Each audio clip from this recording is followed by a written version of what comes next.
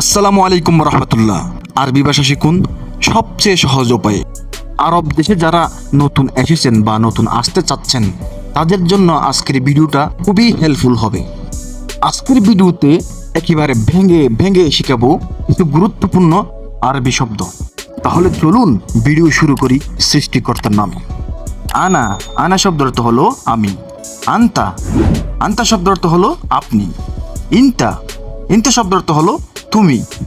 হুয়া, হুয়া শব্দ অর্থ হলো সে। নাহনু, নাহনু শব্দ অর্থ হলো আমরা। লাকাইদা, লাকাইদা শব্দ অর্থ হলো আমাদের। হুম, হুম শব্দ অর্থ হলো তারা। কুল্লু, কুল্লু শব্দ অর্থ হলো সবাই বা সব বা মোট। সাদিক, সাদিক শব্দ অর্থ হলো বন্ধু। আখুই, আখুই শব্দ অর্থ হলো ভাই। মুদির, মুদির শব্দ অর্থ হলো ম্যানেজার বা বস। শেখ, শেখ